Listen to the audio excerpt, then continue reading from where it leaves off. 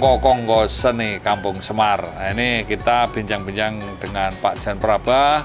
Beliau seorang kartunis, juga pemerhati tentang seni, komik, ilustrator, kartun juga ya Pak ya. Nah Pak Jan, kita sekarang akan membahas tentang Pak Subro, FX Subroto. Beliau seorang kartunis senior yang sedang sakit. Nah beliau ini sekarang pada kondisi yang lemah. Mungkin kita sekarang bisa membuat semacam apresiasi dan interpretasi atas karya-karya Pak Subro. Walaupun kita tidak mengenal secara pribadi, tetapi kita mengenal kartun-kartun Pak Subro di berbagai media. Nih Pak Jan silakan diberi komen tentang Pak Subro yang sejauh mana Pak Jan tahu tentang Pak Subro ini Pak. Ya, yang saya tahu dulu di awal 80, begitu saya mulai terjun ke dunia kartun, ya karya-karya Subro itu menjadi literasi buat kartunis muda juga. Ide-idenya juga kita pelajari juga.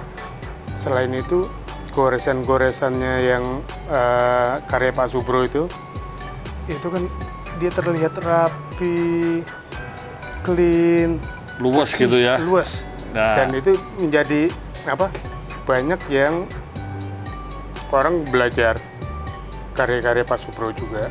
Ya meskipun dulu kalau dibilang kartunis yang ibu kota itu lebih banyak memang yang ngikut itu.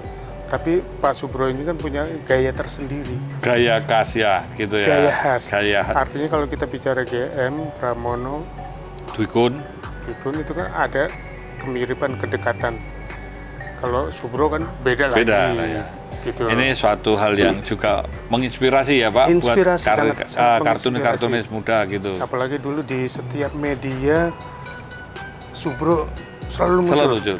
Termasuk di TTS juga ada ya Pak? Entah itu sebagai stopper di TTS atau di cerita-cerita naskah cerita atau tentang opini atau apa, entah sebagai stopper, entah dia berdiri sebagai memang kartun, sebagai kartun.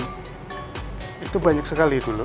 Ya, sangat banyak. Bahkan beliau ini, Pak Jan, ini ada beberapa kartun atau komik strip. Ini Pak Bonal. Ini tentang Pak Bonal di Berita Nasional. Ini ada kartun-kartun Pak Subro.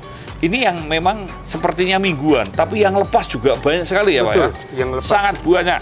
Karya Pak Subro ini hampir boleh dikatakan tiap hari. Beliau padahal belajar otodidak loh. Tiap hari di setiap media massa yang ada di Jakarta. Padahal beliau di Jogja. Padahal di Jogja. Nah ini juga termasuk yang ada di Joko Lodang Pak. Nah, ini komik-komik yang ada di majalah Bahasa Jawa. Nah, ini kalau nggak salah seminggu 2 kali atau berapa. Ini masih banyak lagi. Nah, Pak Jan, menurut Pak Jan kira-kira Pak Subro itu kan ide gagasannya sederhana, gampang-gampang dicerna lah begitu ya. Sederhana, keseharian yang masing-masing kita juga pernah mengalami. Apa yang kita alami juga dituangkan gagasannya oleh Pak Subro itu. Jadi bukan mengada-ada. Jadi apa adanya ya beliau. Adanya. Jadi boleh dibilang ini kartun realis kerakyatan. Dan beliau memang ini kehidupan sehari-hari ya. Jadi membuat suatu ada modelnya orang laki, orang perempuan dan anak-anak. Ini bahkan Pak Jan, ini ada suatu studi yang sudah oleh Tarsisius Wintoro. Ini membuat karya tulis skripsi waktu S1 diisi kayaknya nih. Ini diisi tahun 94. Menulis tentang anatomi atau kajian kartun-kartun Pak Subro. Nah, ini saya kira bagaimana membuat gambar perempuan, gambar bapak-bapaknya, dan beliau ini Jawani.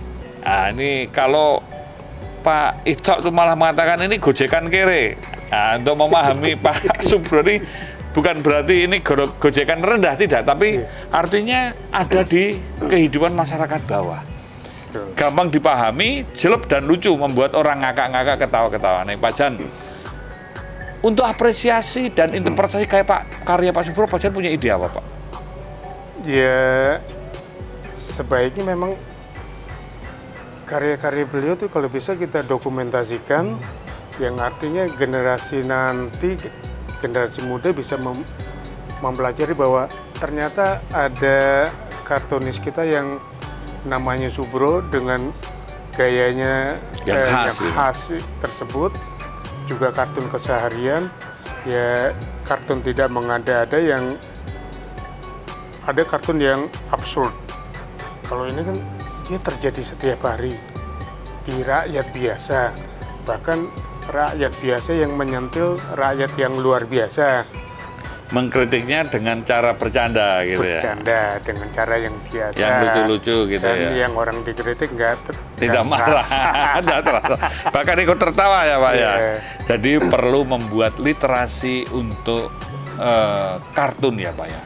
Betul. Karena ini salah satunya kita mengapresiasi Pak Subro, kita berdoa mudah-mudahan apa yang nanti dikerjakan oleh teman-teman ini dari Pak Karti, dari Pak Yo, ada dari Joko Lodang, ada dari Berita Nasional, sahabat-sahabat beliau. Ini saya dari orang per orang coba saya ajak untuk menulis atau mempersembahkan satu karya untuk Pak Subro. Nah ini tadi saya bincang-bincang dengan Pak Alek Pracoyo ini untuk mencoba membuat ya desain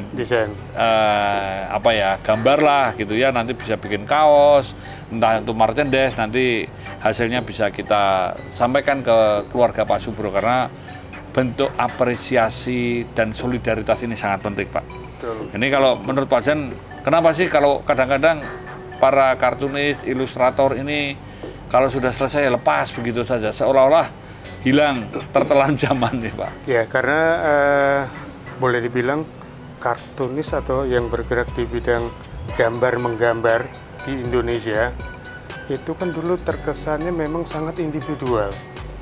Jadi ada yang memang mereka mendokumentasikan karyanya dengan baik, tapi sebagian besar mungkin di atas 90% sudah dimuat di media, hilang. Di media juga selesai cetak, hilang. Jadi memang lebih banyak yang susah ditelusuri, apalagi karya aslinya. Iya, artworknya hampir sulit ya. Artworknya hampir sulit. Sedangkan yang naskah di koran yang sudah dimuat pun juga jarang yang di clipping. Dibuang juga malah. Dibuang juga. Dikilokan, dianggap sampah ya Pak ya. Saya pernah dulu clipping, cuma ya itu berantakan, hancur karena dulu bocor di rumah saya. Bocor, pindah sana pindah sini gitu ya. Hancur. Ya meskipun masih ada beberapa yang masih tersisa. Ya itu artinya memang dokumentasi karya di kalangan kartunis ataupun komikus itu memang belum menyentuh kesadaran masing-masing. Juga karena lebih individual. Ya semoga dengan New Pakarti ini masing-masing personil juga bisa memahami bahwa karya itu sangat berharga. Terus dengan organisasi ini juga nanti bisa dilindungi ya. Membuat semacam literasi gitu ya Pak ya, atau bahkan rekam secara digital gitu ya. Betul, karena perubahan media ini kan harus kita ikuti juga. Betul Pak, ini kan era digital, jadi jangan ada yang hilang.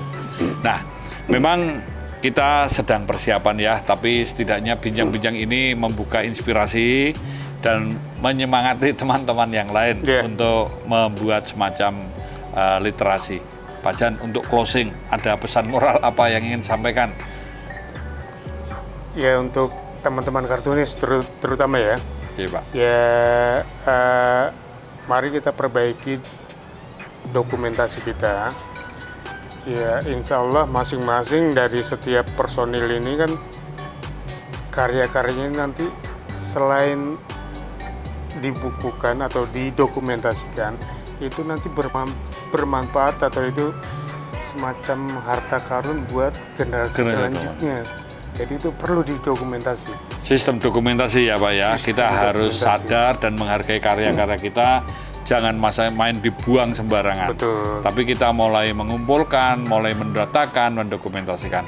Karena ini menjadi legacy gitu Pak ya. Betul. Untuk generasi mendatang, dan kita tetap berharap seni budaya ini menjadi refleksi dari budaya bangsa dan karakter atas peradaban bangsa.